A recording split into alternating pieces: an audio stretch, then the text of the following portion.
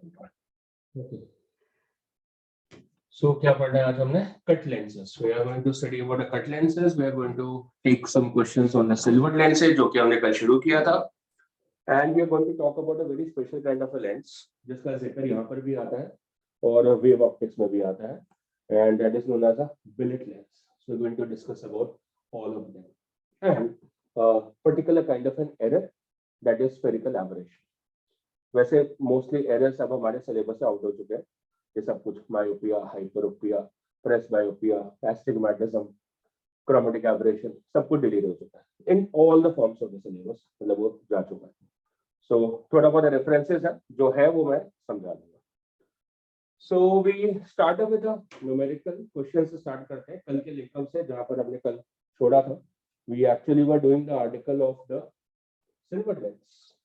And so I have a silver lens in front of me, and I expect कि मुझे करना क्या है, मुझे actually में इसकी पावर को चेक करना है. Just need to check in the power for this. तो मुझे पता है कि मेरे को actually में अगर ray of light आएगी तो पहले वो लेंस में एंटर करेगी, फिर मिरर में जाएगी, फिर वापस लेंस में आएगी. So अगर मैं ओवरऑल पावर लिखना चाहूंगा, so that will be the power of the lens plus the power of the mirror and plus the power of the lens once again on same lens. उसी lens में वापस आना. That means that is equal to twice of the power of the lens plus the power of the mirror. और knowledge है मेरे को कि power of the lens को 1 upon focal length of the lens लिखा जाता है और power of the mirror को -1 upon focal length of the mirror लिखा जाता है. focal length of the lens मतलब कौन सा लेंस है उसको मैंने देखा, वो तो सीधा ही गिवन है. तो अगर सीधी वैल्यू गिवन है तो सीधी प्लेस कर लेता हूँ. So that becomes 2 into 1 upon 10. और साथ में जो ये मेरा लेंस है उसको मैंने देखा, ध्यान से तो पता चला कॉनकेव, और कॉनकेव की फोकल लेंथ नेगेटिव होती है, ये भी याद है. और मिरर के लिए और पैरेक्सियल रेस के लिए फोकल लेंथ r/2 होती है, ये भी याद आ गया. So that is plus of minus of 1 upon r/2 पर माइनस r/2 पूरी फोकल लेंथ नेगेटिव है, कॉनकेव लेंस है इसलिए. सो माइनस ऑफ 10 अपॉन 2 ये बन.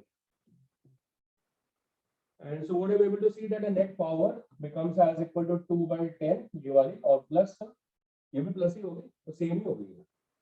That's once again coming as equal to 2/10. So that's 4/10. ये सारा का सेंटीमीटर में है. मतलब जो फोकल लेंथ है ये सारी आपकी सेंटीमीटर में है. तो फिर आपको इसको मीटर में कन्वर्ट करना चाहिए ताकि आप पावर को डायोप्टर में लिख सकें, है ना. तो इसका मतलब हमें इसको 100 से मल्टीप्लाई कर लेना चाहिए, है ना, ऊपर, क्योंकि नीचे फोकल लेंथ सेंटीमीटर में, तो मतलब इनटू 10⁻² हो जाएगा, ऊपर कितना हो जाएगा 100 हो जाएगा, और फिर ये आंसर मेरा डायोप्टर्स में. So this means this particular value becomes as equal to 4/10 into 100, so 40, and that's plus 40 diopter, that becomes 40. That's overall power which is coming. अगर आप इसके इफेक्टिव फोकल लेंथ लिखना चाहते हैं तो बिल्कुल लिख सकते हैं. This will be equal to 1 upon focal length of the mirror लिखना है, क्योंकि इसका जो इक्विवेलेंट है वो मिरर बनेगा, तो वो minus 1 upon focal length of the mirror है, जो भी इक्विवेलेंट मिरर बने, तो वो आप वहां से कैलकुलेट करके आप लिख सकते हैं. ये डायोप्टर है तो मतलब फोकल लेंथ आपकी मीटर्स में आएगी, तो वो आपका वैल्यू जो है वो आपकी -1 upon 40 होगी. मतलब इसको नीचे ले जाओगे तो फिर वो 100 upon 40 कर लोगे, तब भी फोकल लेंथ की वैल्यू आ जाएगी. Right. And we do understand कि मतलब अगर हम जब इसको सब्स्टिट्यूट कर रहे थे तो इसमें जो इफेक्टिव है that is going to come out to be a concave mirror. Reason क्योंकि ये इसका इफेक्टिव मिरर बनेगा. रीजन क्योंकि जो नेट पावर है वो पॉजिटिव आई है, इसका मतलब रिप्लेसमेंट एक कन्वर्जेंट सिस्टम से होनी चाहिए, और जो कन्वर्जेंट सिस्टम है वो आपका क्या है, that is here concave lens और कॉनकेव मिरर और अ कॉन्वेक्स लेंस. पर हम लेंस से सब्स्टिट्यूट नहीं कर सकते क्योंकि मिरर इन्वॉल्व है. So we are substituting this by the mirror only, and so the effective mirror which is substituted as the concave mirror. So we have a quick short revision what we did yesterday in the last few minutes. We discussed about the silver lenses. Silver lens का मतलब है lens and a mirror in combination, but they are in contact. And we are talking about a thin lens. क्योंकि thin lens का formula लगाया, मतलब अभी तो नहीं लगाया पर लगाएंगे तो thin lens का फॉर्मूला लगाएंगे. अगर ये सब कुछ ठीक ठीक होगा और ये सेपरेशन होगी इनके बीच में, फिर ये तरीका नहीं चलेगा। ये तरीका तब तक है जब तक ये कॉन्टैक्ट में है and we are talking about the thin lenses. Great, so let's move on. अब देखते हैं कि हम साथ में मिलकर क्वेश्चन कैसे प्रैक्टिस करते हैं। So we have this question to be solve. अब क्वेश्चन क्या है कि ऑब्जेक्ट है, उसका डिस्टेंस गिवन है 20 सेंटीमीटर, लैंग्वेज बोल सकते हैं it is kept in front of this optical system. ना वो लेंस है ना वो मिरर है, ये ऐसे बोल सकते हैं। The object is placed in front of a silvered lens, we need to find the image of it. तो प्रिमिटिव तरीका कि पहले लेंस से इमेज, फिर मिरर से रिफ्लेक्शन, फिर लेंस से इमेज और फाइनल आंसर। नया तरीका, write the optical power of it. So please write the optical power of it क्या बनेगी।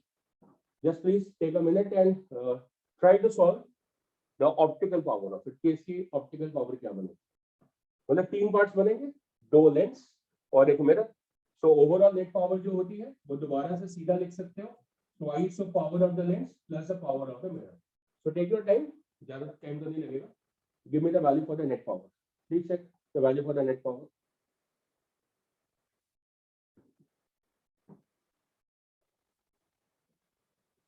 नेट पावर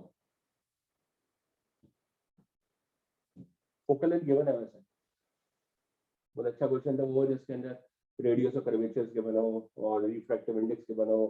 तो पहले फोकल लेंथ पूरी निकालनी पड़े, फिर आप उस पर डालो पावर में। फिर तो सिंपल है, फोकल लेंथ सीधी गिवन। कितनी बनी हुई पावर, सीधा फ्रैक्शन में बता दो, मतलब डायोप्टर्स में निकालने की जरूरत नहीं है, सीधा फ्रैक्शन में बता।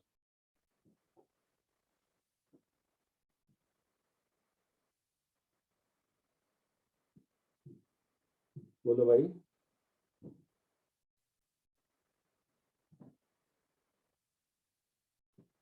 गलत होगी सही होगी, बोलो क्या बना।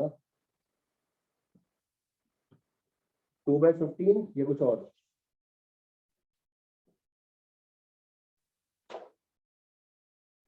बोलो भाई 2/15 या कुछ और। अच्छा, power of the plane mirror कितनी होती है तो बता दो। What is the power of the plane mirror, जवाब दो। हाँ भाई 0, power of the plane mirror 0, क्योंकि भाई ना उसकी कन्वर्जेंस है ना उसकी डाइवर्जेंस है। तो पावर ऑफ द मिरर तो 0, ये तो बचा गया twice of the power of the lens. तो पावर ऑफ द लेंस कितनी है, 1 focal length of the lens. तो लेंस की फोकल लेंथ लिखी तो वही है 15 सेंटीमीटर। तो इसके अंदर इतना समय क्या लग रहा है, this is equal to 2 into 1 upon focal length of the lens and plus minus 1 upon focal length of the mirror। तो वो तो 0 ही है क्योंकि वो प्लेन मिरर है, और प्लेन मिरर की पावर कितनी होती है 0, क्योंकि ना वो कन्वर्ज कर सकता है ना वो डाइवर्ज कर सकता है। और वैसे भी अगर दूसरे तरीके से भी लिखते हैं तो भाई लेंस की आप रेडियस और कर्वेचर देखते हैं इधर का मिरर का, तो मिरर का रेडियस और कर्वेचर कितना आ रहा है इन्फिनिटी। एफ कितना हो जाता एज r/2, इन्फिनिटी/2 इन्फिनिटी हो जाता। तो 1/इन्फिनिटी वैसे भी 0, कैसे भी देख लो। और फोकल लेंथ ये सीधी केवल है, दैट इज 1/15, सो पावर 2/15 हो। तो see that this particular question is not telling you कि आप यहाँ पर मतलब सब्स्टिट्यूशन दिखाओ, उसको कोई मतलब नहीं है कि आप सब्स्टिट्यूशन दिखा रहे हो कि नहीं दिखा रहे, किसकी जगह आपको क्या लगाना है। वैसे मुझे पता है पावर पॉजिटिव आई है, इसका मतलब कन्वर्जेंट आई है, इसका मतलब यहाँ पे कॉनकेव मिरर ही लगेगा। इसका मतलब इसका जो सब्स्टिट्यूशन है of this diagram is going to be this particular concave mirror, और ये उसकी प्रिंसिपल एक्सिस, और ऑब्जेक्ट जो है वो यहाँ से 20 सेंटीमीटर की दूरी पर। अब इसको कौन नहीं सॉल्व कर सकता, और इसकी जो भी इफेक्टिव फोकल लेंथ है उसको लिख लेता है, ये f प्राइम लिख लेता है। लेकिन वो ध्यान रहे that this is equal to -1/f, क्योंकि मिरर के लिए अप्लाई हुई है। मिरर के लिए पावर क्या होती है -1/f। तो वहां से आपको 1/f प्राइम की वैल्यू मिलेगी सीधा, तो रिवर्स करने की लोड ही नहीं है। क्यों नहीं है, क्योंकि अब ये मिरर फॉर्मूला लगेगा। तो अगर ये मिरर फॉर्मूला लगना है तो मिरर फॉर्मूला ध्यान पता चले लेंस फॉर्मूला लगा दिया, सो क्योंकि लेंसेस चल रहे हैं इसलिए। तो मिरर फॉर्मूला जो है that is 1/v plus 1/u as equal to 1/f prime. तो सीधा 1/f प्राइम की वैल्यू डाल दो, मतलब मैंने कल ये भी समझाया था कि आप सीधा ये भी लगा सकते हो 1/v plus 1/u as equal to the net power. जो सीधी आई है सीधी वहां पे प्लेस कर लो, ठीक कोई गलत, एग्जैक्टली द सेम थिंग।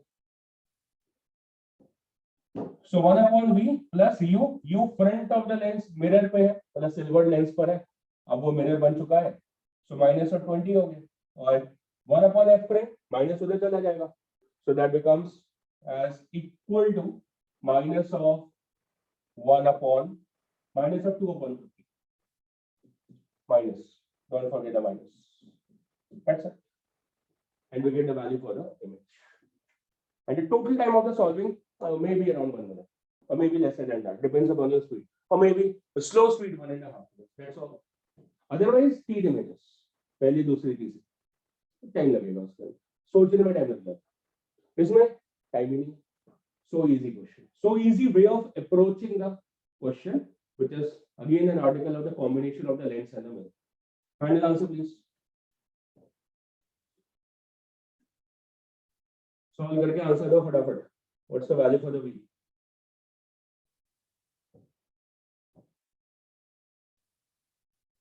मुंह से बाहर निकालो. Find the value for the V and tell me the answer.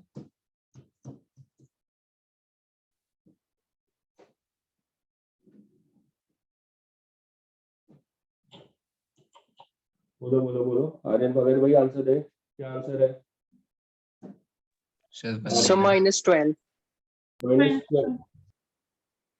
सबका ये -12. -12 कंफर्म नहीं करूंगा फिर मैं, मतलब आप बोल रहे हो तो -12. -12.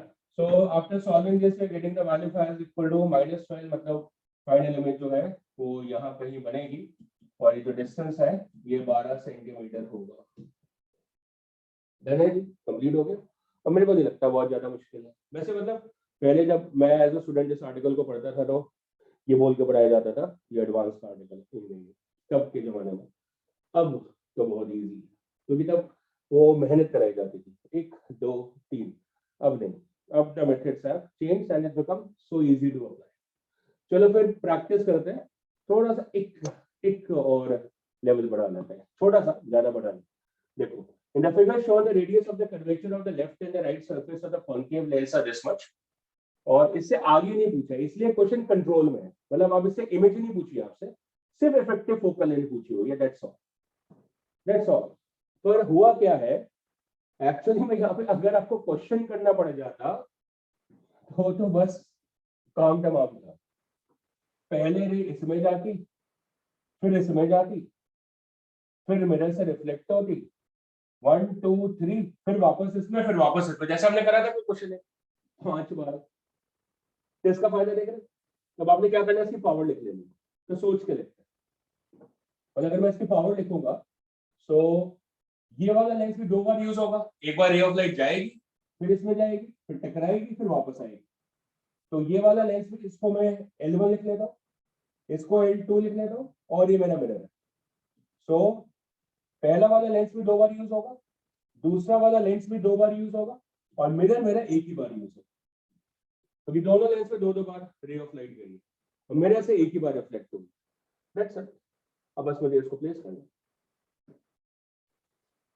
और radius of curvature of the left and right surface of the concave lens है 10 and 15.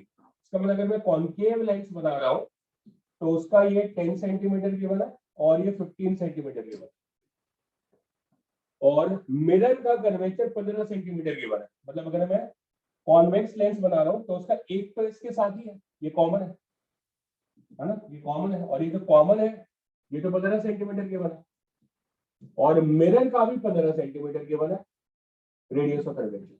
मतलब ये इक्वी कॉन्वेक्स लेंस हो गई.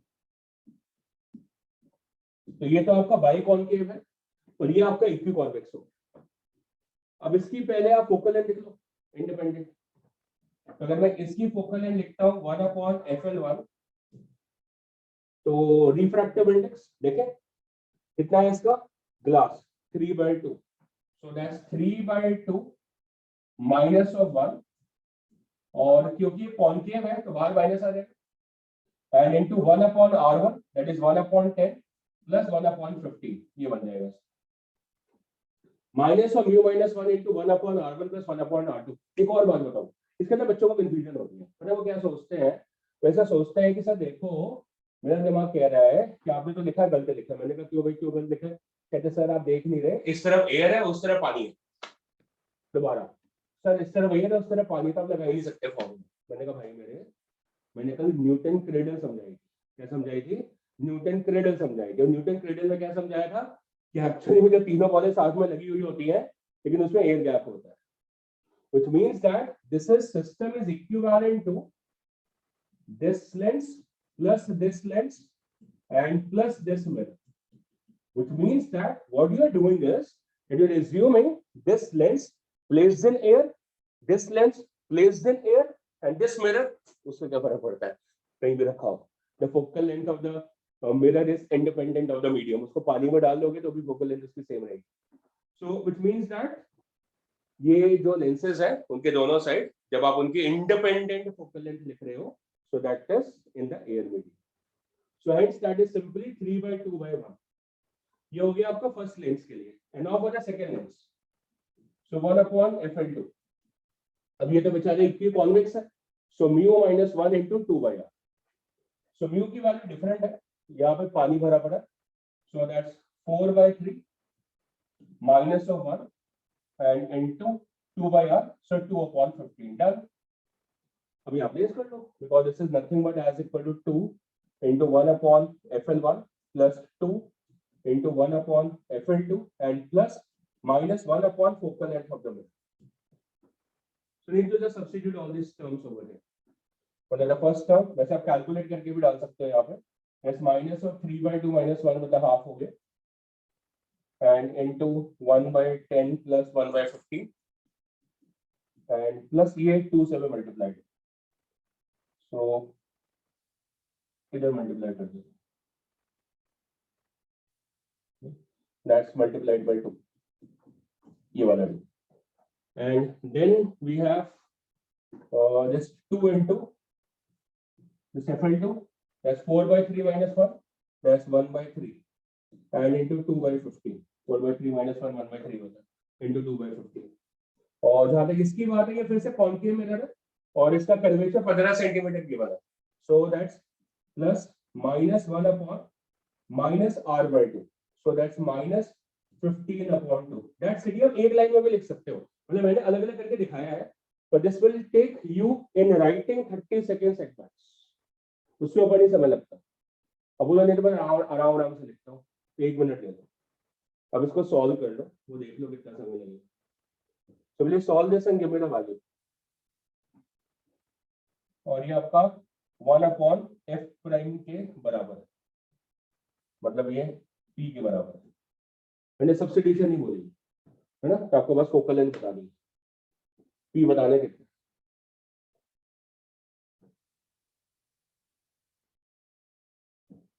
फ्रैक्शन में बता देना ताकि उसको रिवर्स करके सीधा फोकल लेंथ बता दें। डेसिमल में बताने की जरूरत है, अगर तो हो सकता है कि टोटल सही आ रहा है कैलकुलेट करके, ये तो कैंसिल हो गया, वो भी 2/15 हो गया। 1/15 तो ऐसे लग रहा है कि कॉमन ही आ जाएगा। देखो सॉल्व करके बताओ क्या बना।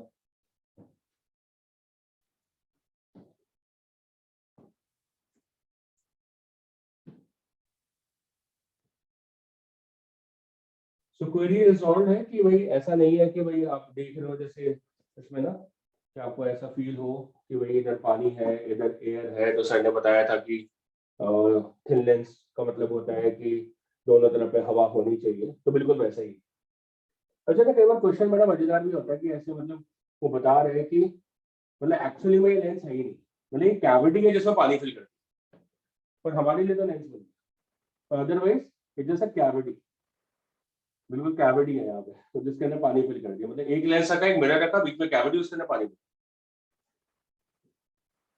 कभी उसके बारे में जिक्र नहीं करा हुआ। नहीं तो बता देना कि वो एक लेंस है, बताया कॉनकेव लेंस है, बताया कि मिरर है, पर ये तो ना बताया कि बीच में क्या है, बीच में कैविटी थी जिसमें पानी डाल। आंसर बोलो भाई। -18। -18 प्लीज कंफर्म, मतलब फोकल लेंथ -18 आ रही है फाइनली। Yes sir. ओके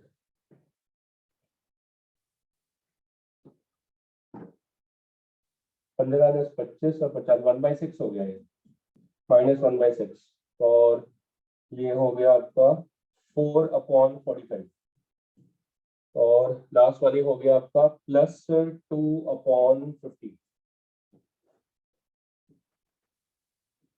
है ना, +2/50, और ये एलसीएम हो जाएगा 90, so 6 into 15 90, so -15, and +45 into 2 90, so +8, and +15 into 6 90, so 6 into 2 12. 18. 18. So 12 plus 8 20, 20 minus 15 is 5, so that's 5 upon, ये plus नहीं आ रहा, Yes, plus sir. Yes, Yes. sir, plus 18. उसी प्लस आ रहा है ना, तुमने Yes. ऐसा तो नहीं करके देखा कि वो -1 upon f करके फिर f तुमने -18 बोला, सर सिस्टम कॉनकेव है ना उसका। अभी वो पूछा नहीं ना उसने पूछा नहीं है, उसने सिर्फ क्या बोला इक्विवेलेंट फोकल लेंथ निकालो, दैट्स, ठीक है ना, तो मतलब हमारे लिए वो बेसिकली वो कंडीशन है, राइट, तो सिस्टम इक्विवेलेंट, सो 1/18 है, सो 18 आ गया answer, right. Let's move on, आगे बढ़ते हैं। मतलब ये मैंने उस हिसाब से करा है कि आगे का क्वेश्चन आप कैसे करोगे, है ना, कि मतलब आगे अगर आपको यहाँ पर अब ऑब्जेक्ट दे दिया जाता और बोल दिया जाता कि भाई यहाँ से जो डिस्टेंस है वो आपका 20 सेंटीमीटर है, तो फिर जो हम क्या करते हैं कि आप सीधा एफ प्राइम वहाँ पे सब्स्टिट्यूट कर लेते हैं कि आपका कितना आ रहा है 1/18 आ रहा है, और सीधी वो पर्टिकुलर वैल्यू वहाँ पे सब्स्टिट्यूट करके फिर v की वैल्यू निकालते हैं।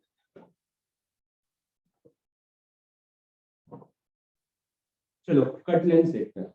सो कट लेंस में दो आर्टिकल्स हैं, एक तो ये आर्टिकल है और दूसरा ये वाला आर्टिकल है। ये वाला आर्टिकल क्या है कि आपका जो कटिंग प्लेन है वो एपर्चर एक्सिस, और ये दूसरा आर्टिकल क्या है कि आपका जो कटिंग प्लेन है वो आपकी प्रिंसिपल एक्सिस है। सो पहले इसको देख लेते हैं, that is your aperture axis, और इसको हम ट्रांसवर्स एक्सिस भी बोल सकते हैं। इससे हमने लेंस को कट कर लिया, तो कौन सा लेंस है, कॉन्वेक्स लेंस है।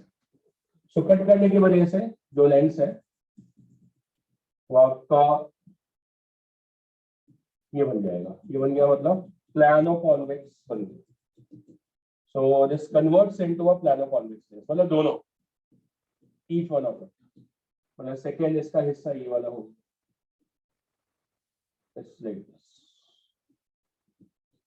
so that's once again your plano convex lens, मतलब ऐसे कटिंग करने की वजह से। अब ऐसा करने की वजह से हुआ क्या है कि भाई एक साइड का कर्वेचर तो मेंटेन रहा, है ना, लेकिन एक साइड का इंफिनिटी हो गया, मतलब इधर का तो आर रहा, इसका इंफिनिटी हो गया, ये इंफिनिटी है, ये आर हो गया। सो ग्रेट, ये तो हमने पहले करा हुआ है कि अगर हम इसकी फोकल लेंथ लिख रहे हैं या इसकी पावर लिख रहे हैं, so that's 1/f is equal to mu minus 1 into 2/r, और अगर इसके लिए लिख रहे हैं so that's p prime as 1/f prime as equal to mu minus 1 into, इसमें 1/r plus 1/r था और इसमें 1/r plus 1/infinity है, क्योंकि एक सरफेस आपका प्लेन हो गया, so that's mu minus 1 into 1/r, और ये चेक कर रहे हैं, so जो न्यू पावर है that becomes half and the new focal length that becomes double. So ये हमने दो बार कर चुके this particular idea by cutting the lens along the transverse axis or by the aperture axis. तो इसमें कुछ और नया सोच ले, तो नया सोच ले, तो नया सोचने का ऐसा है कि मान लो कि आपको यहाँ से फ्लक्स आया, क्या आया, फ्लक्स आया, light flux, so this is a light flux, और उससे इमेज बनी, उससे क्या बनी, इमेज बनी। तो जो इंटेंसिटी ऑफ द लाइट, दोबारा से, जो intensity of the light beam है, मान लो आई नॉट, तो अभी भी लेंस को कट करने की वजह से वो amount of incident flux change नहीं हुआ है, that is still the same. So the amount of the flux which is received is still the same, मतलब इंटेंसिटी अभी भी सेम रहेगी। So the question may ask you like this: by cutting the lens through the aperture axis, A part, both the intensity and the focal length is affected. B part, both are unaffected. C part, only focal length is affected and intensity is not affected. So kind of ये सही हुआ, मैंने क्या बोला, kind of ये सही हुआ, और डी पार्ट उसका रिवर्स हो जाएगा. तो काइंड ऑफ ये सही हो गया कि फोकल लेंथ जो है वो तो इफेक्ट होगी, डबल होगी, लेकिन जो इंटेंसिटी है वो सेम है. But there is a fun point in it. Fun point क्या है कि अगर हम इसकी इमेज बना, ठीक है ना, अगर मैं इसकी इमेज बनाता तो मेरे को इसकी इमेज मान लो कहीं यहाँ बने, जस्ट थिंक अबाउट कि यहाँ बने, तो मतलब ये सारी रेज यहाँ पे जाके ऐसे कन्वर्ज हो जाती और मुझे यहाँ पे इमेज मिल जाती. मतलब ये इसकी फोकल लेंथ होती, ये इसकी फोकल लेंथ है, मतलब ये वाला जो डिस्टेंस होता ये आपका इस एफ के बराबर होता. पर मुझे क्या समझाया जा रहा है कि अगर मैंने इस लेंस को काट लिया तो इसको उड़ा देता हूँ, इस वाले लेंस को, तो मैंने तो काट लिया इसको ना, तब ये इसका हिस्सा तो गायब हो गया. मतलब दोनों जो हिस्से हैं दोनों के पावर p/2 हो गए. अभी जो बाकी लेंस रह गया, मुझे बोला इसकी इमेज बनाओ, तो मैंने कहा यू इंफिनिटी फोकस तो बनेगी, पर फोकस ही बदल गया, फोकस आपका 2f हो गया, मतलब इसकी इमेज सेम डिस्टेंस पे थोड़ी बनेगी. अब इसकी जो इमेज है कहीं यहाँ जाके बनने वाला, मतलब ये रेज जाके यहाँ कहीं कन्वर्ज होने वाला, somewhere over here, right? So which means that the rays are traveling longer, मतलब ये डिस्टेंस 2f है. और अगर ये रियल इमेज है, दोबारा बोलो, ये रियल इमेज है, so what you are going to do is we're actually going to produce a screen here. आप क्या करोगे, आप एक स्क्रीन बनाओ और इस स्क्रीन पे आप इस इमेज को प्रोड्यूस करोगे. ऐसे भैया वहां पे भी करोगे, आपको स्क्रीन को पीछे शिफ्ट करना पड़ेगा ताकि आपको इमेज मिल पाए. तो आपने स्क्रीन को यहाँ प्लेस करा और आपको फिर वहां पे इमेज मिलेगी. ठीक है, सो it traveled a distance f and it traveled a distance 2f before forming the image. So my dear, intensity of the image is going to get affected क्योंकि उसको ज्यादा डिस्टेंस ट्रैवल करना पड़ा, inverse square i proportional to 1/r square. So इसलिए मैंने बोला था kind of सही. काइंड ऑफ सही है मतलब जितनी रिसीव हो रही है ना वहां तक का मामला सही है कि भाई आपका एपर्चर तो सेम ही रह गया ना, size of the aperture affected ही नहीं हुआ, इसलिए जितनी intensity of the light receive हो रही है वो तो बिल्कुल सही है, पर इमेज सेम ब्राइट बनेगी, डाउट है ना कि भाई इसके अंदर उतनी ब्राइट तो नहीं बन सकती क्योंकि डिस्टेंस ज्यादा ट्रैवल करना पड़ गया तो थोड़ी फीकी पड़ जाएगी रोशनी. सो यू कैन जज आउट कि भाई ऑप्शंस में इस बात का जिक्र ही नहीं था. ऑप्शन में सिर्फ क्या बोला, इंटेंसिटी और क्या कहते हैं फोकल लेंथ, और कोई ऐसी ऑप्शन ही नहीं थी उसके अलावा, है ना. तो हमने इस वजह से उस क्वेश्चन के हिसाब से ये मान लिया कि जो इंटेंसिटी है वो सेम है, तो रिसीव्ड इंटेंसिटी सेम है, पर इमेज की brightness is a question mark. चलो डन, ये तो हो गया case when we are talking about the case of the aperture axis in which the focal length is definitely affected and the received intensity, because the aperture is not changing, so the received intensity is still the same. Image brightness reduced. Great. तो ये एक हो गया, तो मुझे एक तो बस जगह है, अच्छा तो इस पे तो ये वाली जगह. चलो यहाँ पर हमें दूसरा लेंस बनाओ. So let me create the second lens, मतलब second cutting of the lens. तो मैंने क्या करा, जो मेरा लेंस है उसको इस एक्सिस से कट कर ऐसे. So this is how the lens has been cut, which means I'm actually receiving two lenses. That this is one of my lens and this is my second lens. मतलब cut कर ये मेरे दो lenses आ गए. अब इस lens की जो फोकल लेंथ है वो f है और इसकी पावर क्या है, p है. और मैंने चेक करा कि भाई इसके साथ में क्या होगा, तो मैंने देखा भाई इसका कर्वेचर रेडियस r1 था, इसका r2 था. तो मैंने इसमें देखा तो इसका भी r1 है, इसका भी r2. अच्छा मैंने देखा इसका रिफ्रैक्टिव इंडेक्स कितना है, मैंने कहा μl है, इसका कितना μl है. अच्छा मैंने देखा इसके आसपास क्या है, मैंने कहा μm है, तो मैंने इसके आसपास देखा तो पता चला μm है. तो मैंने कहा भाई इसकी पावर लिखो, that's equal to 1/f that's equal to μl upon μm minus 1 and into 1/r1 and plus 1/r2. ऐसे लिख दिया मैंने. मतलब एक्चुअल बेसिक वाला फॉर्मूला भी लिख दो ना, मतलब बेसिक में तो माइनस होता है ना, तो अगर मैं बेसिक वाला भी लिख दूं तो ये फॉर्मूला है. तो मैंने कहा क्या बदला, तो मैंने कहा μl same, μm same, radius of curvature same, so the focal length does not, so the power does not. So this cut lens with respect to your which axis? Principal axis. So it is cut from your principal axis now. और अगर principal axis से हमने cut करा है, तो now उसकी focal length affect हुई है, now उसकी power affect हुई है. Each of this lens is having the same focal length and the same power. फिर मेरे दिमाग में कुछ और है. मैंने कहा यार सही से नहीं काटा क्या? मैंने कहा सही से नहीं काटा मतलब? फिर यार ऐसा नहीं कर सकते थे कि आपने ये लेंस लिया और अब क्या है यहां से काट लो. मैंने कहा हाँ. कहते यार यहां से काट ले. मैंने कहा काट लो. उसने बोला यहां से काट लो तो ये इतना सा रह गया और दूसरा वाला ज्यादा रह गया है ना. दूसरा वाला ये पूरा लेंस है, ये ऐसे ये पूरा. अब बताओ. मैंने कहा कुछ नहीं बदला भाई. मैंने कहा क्यों नहीं बदला? ये डिफरेंस देख लो भाई. इसका ये R1, इसका ये R2, इसका ये R1, इसका ये R2, इसका ये μL, इसका ये μL सेम है. मतलब ओरिजिनल लेंस के लिए भी सेम. मतलब इसकी और इसकी सेम आनी है फोकल, इसकी और इसकी सेम आनी है पावर. तो अगर इसकी F और P है तो इसकी भी F और P है, इसकी भी F और P है. मतलब any small part of the lens is behaving as a full lens. अरे बढ़िया स्टेटमेंट बनी.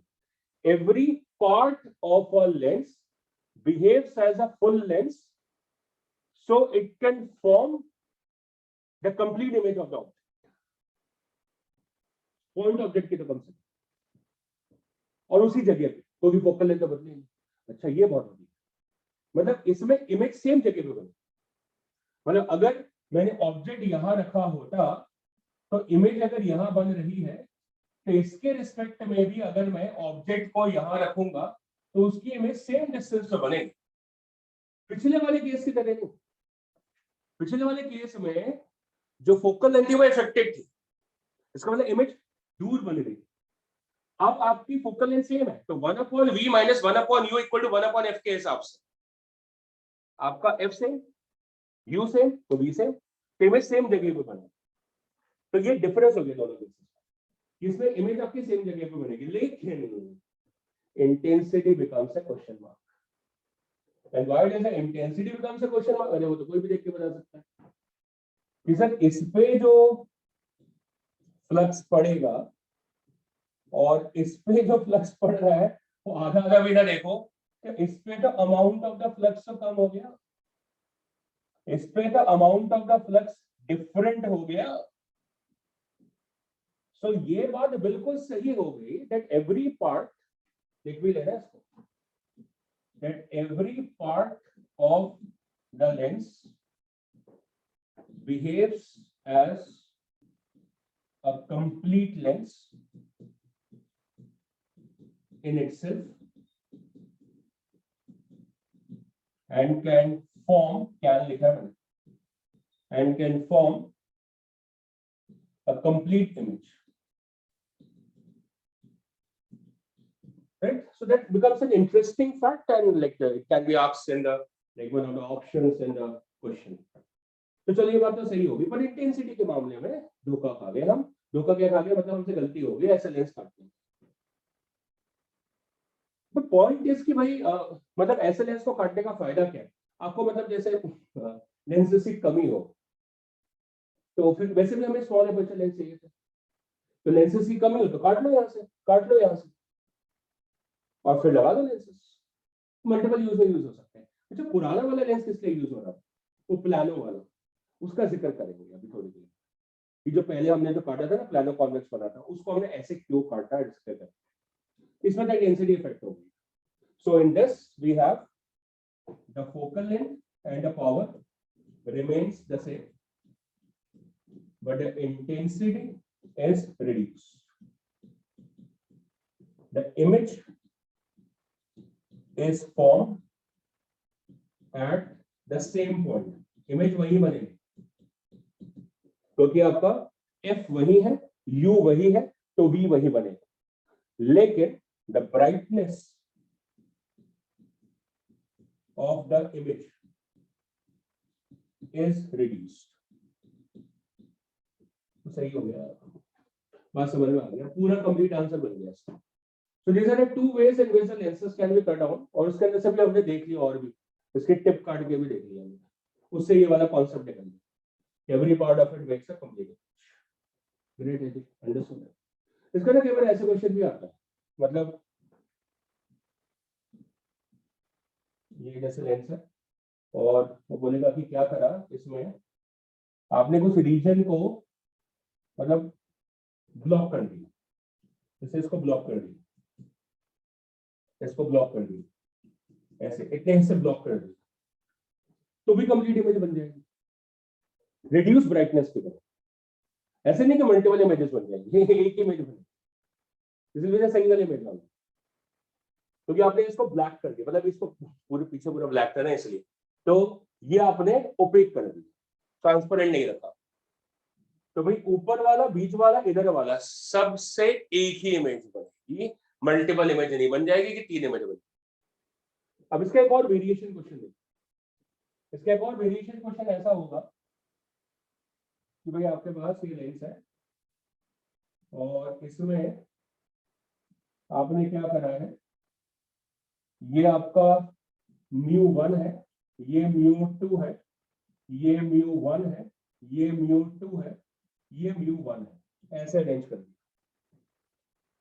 अब इसमें दो अलग अलग रिफ्रैक्टिव इंडेक्स है, दो ही, ठीक है। अगर सारा μ1 हो, जैसे इस वाले केस में ये आपका अगर μ है तो ये भी μ है और ये भी μ है, कर्वेचर तो बदला ही नहीं आपने, और रिफ्रैक्टिव इंडेक्स सेम रखा, मतलब फोकल लेंथ सेम रखी, तो focal length same, F same है और यू सेम है, तो वी सेम आएगा, सिंपल है, वो लॉजिक है उसके पीछे कि एक ही इमेज बनेगा।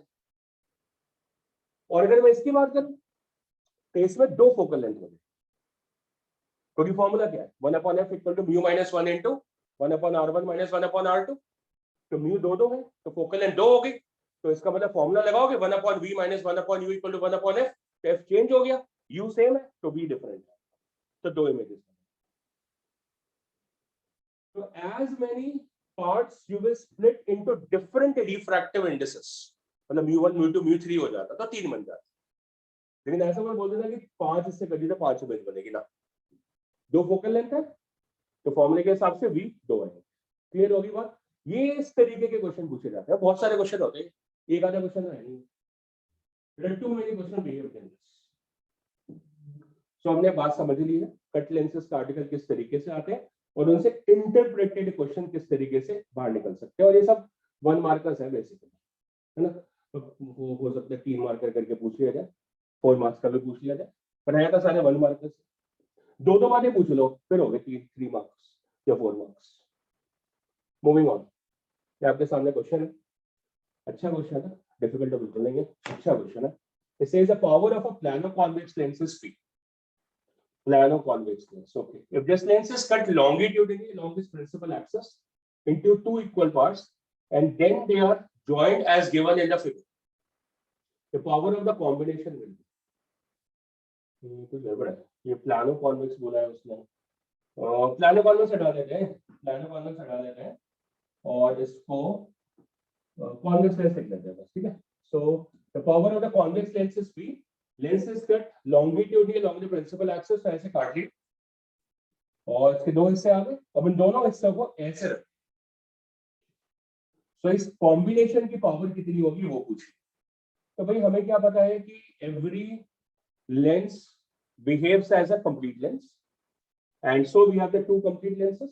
तो ये लेंस L1 है, ये लेंस L2 है, इसकी अपनी पावर उसकी अपनी पावर, तो फिर नेट पावर निकल जाएगी। So we can have the net power as equal to P1 plus of P2.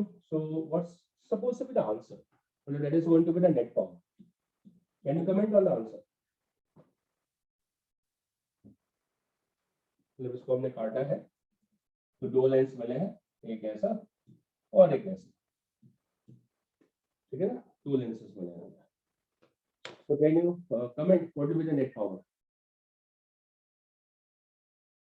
Option देखो, options. Will it be P? Will it be 2P? Will it be 0? Will it be P by 2? Answer please. Options. The net power of the combination. Same रहेगी, double हो जाएगी, आधी हो जाएगी, zero हो जाएगी? Answer please, बोलो बोलो। तो ऑप्शंस भी हैं।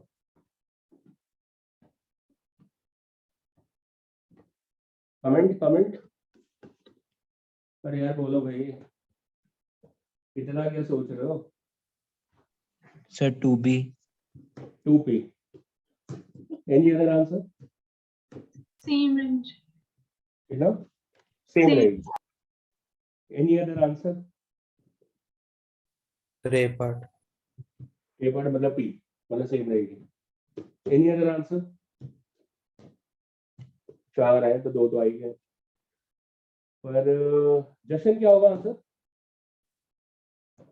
जशन हो रहा है The same you.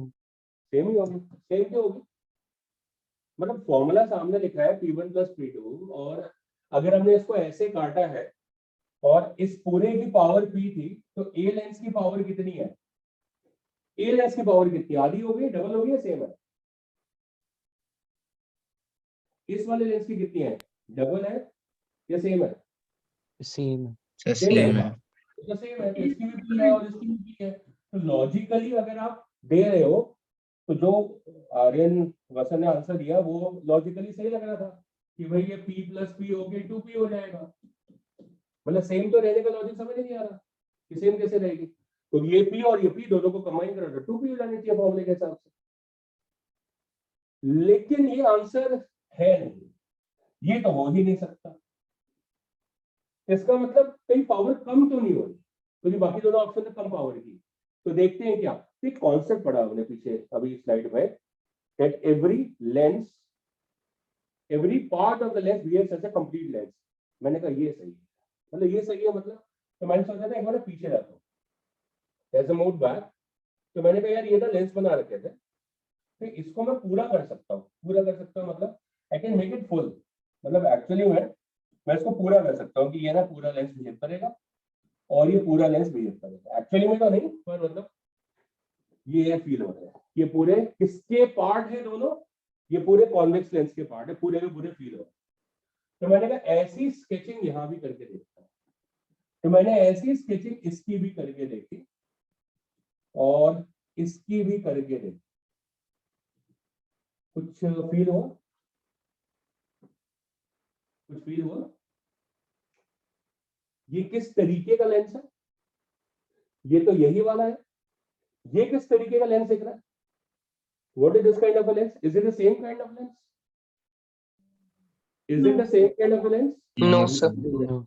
अभी कौन सा लेंस बन गया? कॉनकेव बन गया है.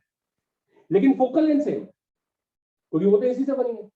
इसका मतलब इसकी फोकल लेंथ की वैल्यू सेम है, लेकिन इन्वर्ट करने से प्रिज्म आर्टिकल कि इन्वर्टेड प्रिज्म अगर हम कर देंगे तो उसका एंगल है नेगेटिव हो जाता है, तो उसकी डिविएशन नेगेटिव हो जाती है. और डिविएशन नेगेटिव होता मतलब यहाँ पे डाइवर्ज हो जाना. व्हिच मींस अगर इसकी फोकल लेंथ f है तो इसकी माइनस f है, और अगर इसकी पावर p है तो इसकी माइनस p हो.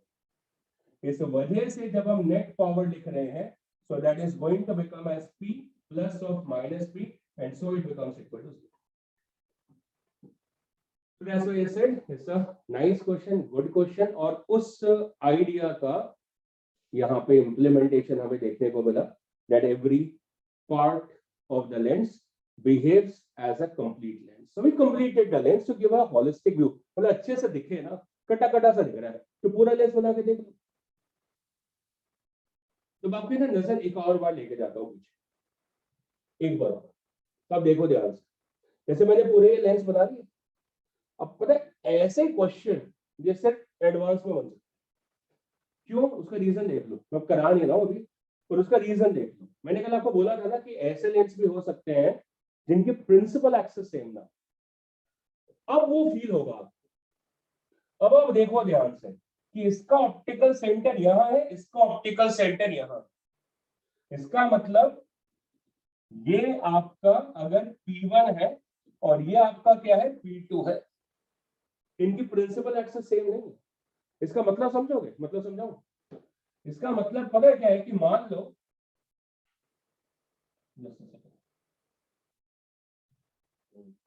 मान लेते हैं कि अगर हमसे ये बोला जा रहा है कि आपके पास एक ऑब्जेक्ट है और आपने एक ऑब्जेक्ट लिया और आपने यहां रख दिया, this is an object which is placed. तो ये वाला लेंस है ना, इसके लिए ये ऑब्जेक्ट पॉइंट ऑब्जेक्ट। दोबारा सुनो, इस वाले लेंस के लिए ये ऑब्जेक्ट पॉइंट ऑब्जेक्ट है क्योंकि ये इसके लिए प्रिंसिपल एक्सिस पर है। लेकिन ये सेम ऑब्जेक्ट इस वाले लेंस के लिए एक्सटेंडेड ऑब्जेक्ट, क्योंकि अगर वो अपनी प्रिंसिपल एक्सिस के हिसाब से देखेगा तो उसके लिए ये ऑब्जेक्ट एक इन्वर्टेड ऑब्जेक्ट की तरह बिहेव करेगा। So the image formation and its magnification is going to be different. ये इसकी अगर ये इसकी रियल इमेज बनाएगा तो इसका साइज बड़ा करके ऐसे बना देगा और ये अपने हिसाब से इसकी इमेज यहां बना दे। सो आपको सेपरेटेड इमेजेस बने बिफोर ऑफ दिस। और ये क्यों बन रही है सेपरेटेड इमेज, क्यों बन रही है? रीजन क्योंकि ऑप्टिकल सेंटर ही सेपरेट होगा और ट्रांसफर सेपरेट, ऐसे तो सेपरेटेड थी, ऐसे भी सेपरेट होगी। Transfer separation of the optical centres, so that calls for a little bit more calculations. ये जो आइडिया है, this is a very great idea. मतलब इससे हम एक सोर्स से दो सोर्सेस बना पाते हैं। क्या बोल रहा हूं मैं? एक सोर्स से दो सोर्स बना पाते हैं। मतलब इमेज क्या होती है? मतलब मैंने अगर दो स्टूडेंट्स पढ़ाए और वो एक्सेल कर गए, एक तरीके से वो मेरी फिजिक्स नॉलेज की इमेजेस बने। So exactly in this particular idea कि अगर मैंने ऑब्जेक्ट यहां रखा है, अगर वो नहीं होता तो इमेज कैसे बने? तो image is nothing but N impression of an object itself. तो अगर मैं ऑब्जेक्ट को सोर्स मानता हूं तो इमेज तो उसी का रेप्लिकेशन है। इसका मतलब अगर मेरे को यहाँ पे दो इमेजेस मिल रही है, मतलब मुझे दो रेप्लिकास ऑफ द सोर्स मिल रहा है। और ये आइडिया वेव ऑप्टिक्स में यूज करा जाता है कि सिंगल सोर्स से मल्टीपल सोर्सेस को बनाने के। तो ये आइडिया हम अपने दिमाग में रखेंगे। किस तरीके से लेंसेस को कट करने की वजह से we can actually get multiple impressions of the same object. ये आइडिया होता है कट लेंसेस को यूज करने का। और उसका एक एग्जाम्पल ये आपके सामने है, which is known as a billet lens arrangement. So I'm scripting this idea over here, which is known as a billet lens arrangement. So you can see कि हमने इस particular क्वेश्चन में, इस अरेंजमेंट में क्या किया है कि आपके पास एक रेगुलर कॉन्वेक्स लेंस था जिसकी फोकल लेंथ आपको गिवन है 20 मीटर। आपने उस लेंस को लॉन्गिट्यूडनल एक्सिस प्रिंसिपल एक्सिस से कट मारा और फिर उनको सेपरेट कर दिया। मतलब वही नहीं छोड़ा, उनकी प्रिंसिपल एक्सिस सेम नहीं छोड़ी। मतलब आप ये हरकत कर सकते थे, and you could have done this particular idea कि आप ऐसे और ऐसे लेंसेस को काट के डिस्प्लेस कर देते, लेकिन इनकी प्रिंसिपल एक्सिस सब सेम रहे क्योंकि इनके ऑप्टिकल सेंटर सेम रहे। लेकिन आपने ऐसा नहीं किया। आपने क्या करा इस अरेंजमेंट में? इसको ट्रांसवर्स लिफ्ट दे दी और इसको भी ट्रांसवर्स डेप्थ दे दी। ऐसा करने से दोनों की प्रिंसिपल एक्सिस हिली। और फिर आपने बोला कि भाई मैंने क्या करा है, देखो मैंने जो ऑब्जेक्ट है वो 30 सेंटीमीटर पर है। अब ये अपना कंप्लीट लेंस एज्यूम कर लो, ये अपना कंप्लीट लेंस एज्यूम कर लो, और ऐसी कटिंग करने की वजह से हमने ये सीखा है कि फोकल लेंथ इफेक्ट नहीं होती इस वाली कटिंग मेथड से। इसका मतलब अब ये जो नया लेंस बना है, इसको ऑप्टिकल सेंटर डिस्प्लेस हो चुका है यहाँ पर, जिसको P1 मेंशन कर सकते हो। इसका ऑप्टिकल सेंटर यहाँ पर आ चुका है जिसको P2 मेंशन कर सकते हो। इसको मैं L1 लेंस और इसको L2 लेंस मेंशन कर लेता हूँ। तो ऐसा करने की वजह से ये दो इंडिपेंडेंट लेंस हो गए हैं, लेकिन इनकी फोकल लेंथ नहीं बदली है। इसकी अभी भी F है और इसकी अभी भी F, इतना मुझे पता है। So in this direction, repeating again, in this direction इनकी इमेज एक ही डिस्टेंस पे बने। तो मतलब let me actually write the expression, that is 1 upon v minus 1 upon u is equal to 1 upon f. this object का along the principal distance from P1 और इस ऑब्जेक्ट का along the principal axis distance of P2 वो तो same है। मतलब OP1 तो OP2 के बराबर ही है, मतलब u की वैल्यू तो सेम है और u सेम और f बदला नहीं। क्योंकि ऐसे काटने से फोकल लेंथ ही बदलती है। तो अगर एफ सेम है, यू सेम है, तो वी सेम आएगा, तो वो मैं निकाल भी सकता हूँ, second calculate that, that is 1/v minus 1/u, u आपका -30 हो गया, in front of the lens रखा हुआ object, is equal to 1/f, f कितना है 20 है, so from here this 1/v that's equal to 1/20, ये माइनस माइनस प्लस हो गया, इधर जाके -1/30 हो गया, so this becomes as equal to 30 minus 20, that is 10/600, so the v becomes equal to 60 centimeter, और ये दोनों के लिए, but the idea is कि आपने इनके ऑप्टिकल सेंटर हिला, और ऑप्टिकल सेंटर हिला दिया है तो भाई फिर इमेजेस जो है वो लेटरली सेपरेटेड होंगी, तो इमेज दो बने, क्योंकि वो लेटरल सेपरेशन पे आते हैं। अब उसको समझे कैसे, तो मैं दो तरीके से समझाऊंगा, I will explain you by two methods.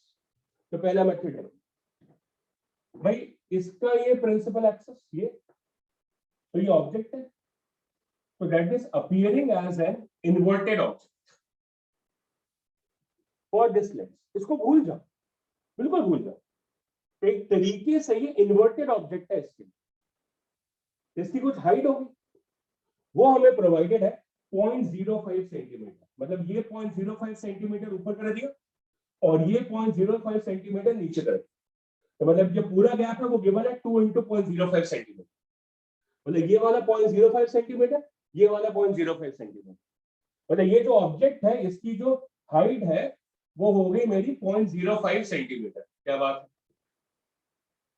अब ये इसकी किस तरीके की इमेज बनाएगा पहले उसको देखते हैं, उसके लिए मैं लेकर आता हूं magnification, so the magnification by both of them, क्योंकि दोनों के लिए v सेम है और v प्लस है, so m is equal to v/u, v कितना है 60 और u कितना है -30, so this gives me the magnification as -2, कितनी है -2, माइनस का मतलब इन्वर्टेड बनेगी with respect to object, minus का मतलब जस्ट इन्वर्टेड नहीं होता है, माइनस का मतलब होता है inverted with respect to object, अगर ऑब्जेक्ट ऐसे है तो इमेज ऐसे बनेगी, अगर ऑब्जेक्ट ऐसे है तो इमेज ऐसे बनेगी, inverted with respect to object, not by itself, and 2 means magnified, double size की होगी, बोलो फिर किसने रोका, so if I create the image of it, so then the image of it is going to be 60, काट लो पहले यहां पर, तो मान लेते हैं कि 60 यहां पर आ रहा है, ऐसा मान लो,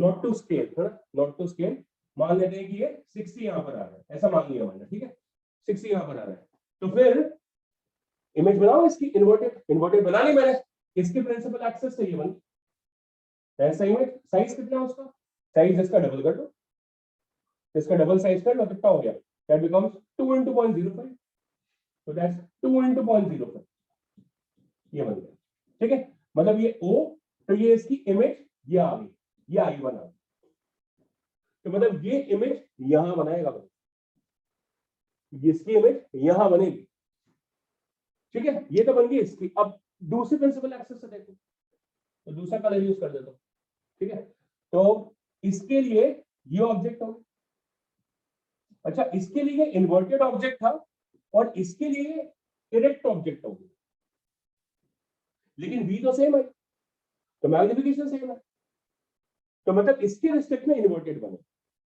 है ना, तो मतलब ये इन्वर्टेड थी तो ये इरेक्ट हो गई, और ये इरेक्ट है तो इसकी इन्वर्टेड बन जाएगी, पर बनेगी उतनी दूरी पर 7 सेंटीमीटर पर, तो इसकी ये इमेज बनी, और ये क्या आ गया I2 आ, मतलब एक ऑब्जेक्ट की दो इमेजेस बनी, एक तरीके से एक सोर्स के दो सोर्स बन गए, तो ये बात वेव ऑप्टिक्स में लागू होगी, यूज होगी एग्जैक्टली से, इससे आप दो रियल सोर्सेस बना सकते हो, from a single real source you can create two real sources, such kind of arrangement is known as billet, so getting two real sources I1 and I2 over there, फिलहाल के लिए अभी उनको सिर्फ images बोल रहा, तो वेव ऑप्टिक्स में जाते ही अब उनको दो न्यू रियल सोर्स बोलोगे जो कि इसी की इंप्रेशन है, चलो ग्रेट, ये तो हो गया, अब क्या करना है, I1 I2 डिस्टेंस निकालना है, क्या निकालना है, the distance between the two images, तो वो तो लेटरल है, ऐसे तो एक ही जगह बनी है, मतलब इस डायरेक्शन में अलोंग द प्रिंसिपल एक्सिस एक ही जगह बनी है, but laterally separated, so question can be like this, There are two images formed longitudinally separated. Galat, Kata. There is a one image. Kata. There are two images but laterally separated. Correct. Tick mark. So there are two images because each lens can behave as a single lens. So this can form a complete image, and this also behaves as a complete lens. So this can also form a complete image. So there are two images, but not at the same position because they are laterally separated. The reason because the optical centers were laterally separated.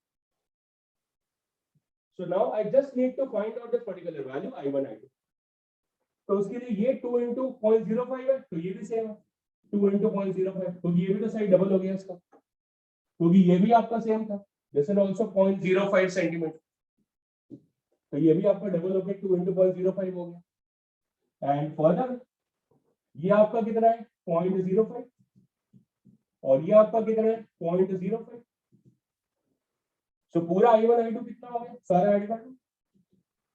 So 2 times, 4 times, 1 time, 1 time. मतलब ये कितना हो गया 2, 4, 5, 6. 6 into 0.0 centimeter. So that becomes as 0.3 centimeter. That becomes the result. Simple. And you get the value for the two images. And the concept says that there are two images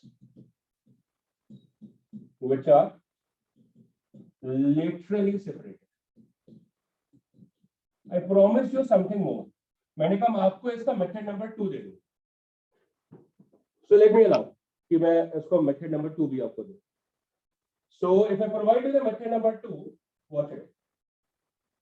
And the method goes like this. कि ये original आपका object था यहाँ पे, और फिर ये करा गया कि आपने यहाँ पर एक लेंस का ऑप्टिकल सेंटर इधर कर दिया P1 और दूसरे लेंस का ऑप्टिकल सेंटर इधर कर दिया और उसको आपने P2 बोल दिया।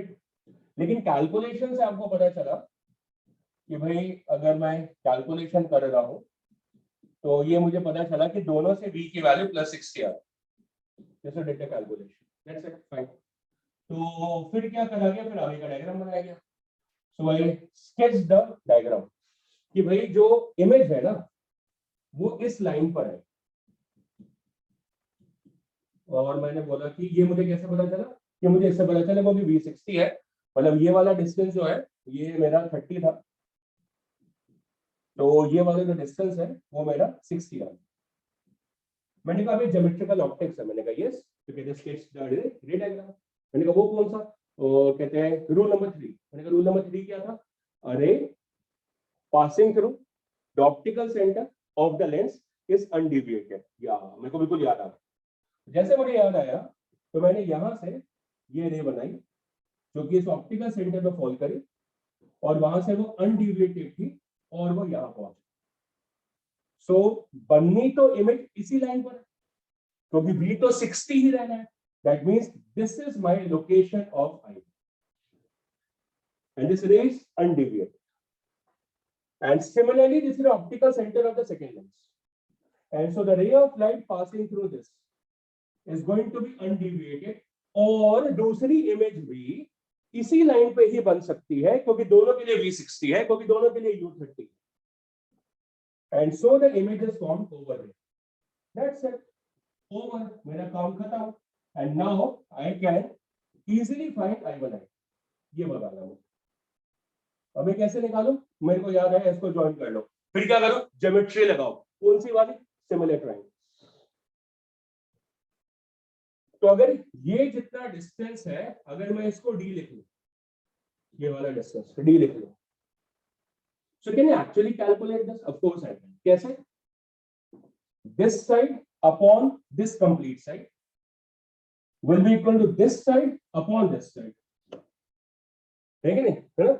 मतलब अगर मैं इसको लिख लूं E और इसको लिख लूं F, so according to the similarity of the triangles, OE upon OF is going to be as equal to P1 P2 and upon I1 I2. That is by the similarity of the triangles. This side upon this side is equal to this side upon this side. Simple, अब तो calculation भी नहीं है, basic question हो गया ये। जैसा basic question है this will find its way in the wave optics also, पर वहां थोड़ी कराऊंगा मैं दोबारा, बोले यहां तक का क्वेश्चन मान के चलूंगा कि मैंने करा दिया, दो मेथड से करा दिया। अब ओ ई कितना है, u के बराबर, so that's u upon OF मतलब ये पूरा, मतलब u plus v, so that's upon u plus v is equal to p1 p2, that's d का मतलब जितना इनके सेंटर्स को लेटरली सेपरेट करा, and divided by i1 i2, ये आपकी finding. So that u is 30 upon 30 plus 60 is equal to d कितना given था, d was given as 2 into 0.05 centimeter, ये गिवन था center separation, so that is 2 into 0.05 centimeter and divided by I1, so that's 30 upon 90, so that's 1 by 3 as 2 into 0.05 upon I1, so you get I1 I2 as 2 into 3 6 into 0.05 centimeter, so get the same answer, that's 0.3 centimeter as a result, and now you are literally more convinced by this particular idea. दोनों ही idea convincing है, री diagram वाला idea भी convincing है, similarity of the triangle geometrical optics की field भी convincing है, and previous idea magnification के थ्रू वो भी कन्विंसिंग है। पर वो ज्यादा अच्छा आइडिया लगा मेरे को समझने में कि प्रिंसिपल एक्सिस चेंज हो गई है, मतलब इसकी डिफरेंट प्रिंसिपल एक्सिस है और इसकी डिफरेंट प्रिंसिपल एक्सिस है, जिसकी वजह से ये ऑब्जेक्ट इन्वर्टेड अपीयर हो रहा था और ये इरेक्ट अपीयर हो रहा था, जिसकी वजह से इसकी इमेज ऐसे बनी और इसकी इमेज ऐसे बनी। फिर आपने कनेक्ट करके डिस्टेंसेस को देख लिया। This arrangement is known as a billet lens arrangement. So with this we are completing out the article of the cut lenses. So literally lenses का article यहाँ पे finish हो जाता है, in all means it is finished. जैसे मैंने बोला error का जो article है वो delete हो चुका है, और फिर भी spherical aberration के बारे में मैं थोड़ा सा बता दूंगा in the next session, and we will like to move into the article of from there into the optical instruments, which is supposed to be the last section of the article over here. जैसे optical instrument दो ही पढ़ने हमने, पहले के जमाने में तो camera वगैरह भी होते थे, अब नहीं आते। So we are going to learn about the microscope and about the telescope, that is a left over syllabus of your unit, bigger unit, बहुत लंबी यूनिट थी ऑफ द रे ऑप्टिक्स, पर ये बहुत स्कोरिंग यूनिट, मतलब at least if you are looking at the JEE में और NEET level और your even CBSE, it's like a 100% scoring unit, मतलब इसके अंदर बहुत कम रिलेशंस है, बहुत लिमिटेड फॉर्मुलेशंस है, और क्वेश्चन 90% बहुत आसान आते हैं, टू द पॉइंट आते हैं, ट्विस्टेड क्वेश्चंस बहुत कम है जो कि आपके JEE मेन में, नीट में और स्कूल लेवल पे पूछे जाते हैं। So in that case this is a very much scoring topic, हालांकि लंबा है। यूजुअली क्या होता है कि कोई बड़ा टॉपिक होता है तो हमें लगता है इट्स डिफिकल्ट, जैसे मैकेनिक्स है, जैसे इलेक्ट्रिसिटी मैग्नेटिज्म है, it's a bigger topic, but this is एक तो अलग से टॉपिक है, मतलब इसका बाकी टॉपिक्स के साथ में कोई लेना देना नहीं है, कुछ ज्यादातर कहीं से कुछ यूज नहीं हुआ, ऐसा नहीं है कि हमने बहुत सारी मैकेनिक्स डाल दी इसके अंदर, कुछ इलेक्ट्रिसिटी लिया है इसके अंदर, ऐसा कुछ भी नहीं। और जबकि हम दूसरे चैप्टर्स के जब क्वेश्चन करते हैं तो उसके अंदर हमेशा कोई ना कोई टॉपिक, कोई ना कोई किसी पुराने आर्टिकल से लिंकअप होता है, यहाँ पर ऐसा नहीं है। So that's the strength of this particular article, कि ये आर्टिकल अपने आप में अलग से आर्टिकल है, आइसोलेटेड आर्टिकल है, hence it is to be there in your good books, मतलब आप इसके क्वेश्चन अच्छे से प्रैक्टिस करो, क्योंकि ये बहुत स्कोरिंग टॉपिक माना जाता है। आज का सेशन यहाँ पे कंप्लीट करते हैं।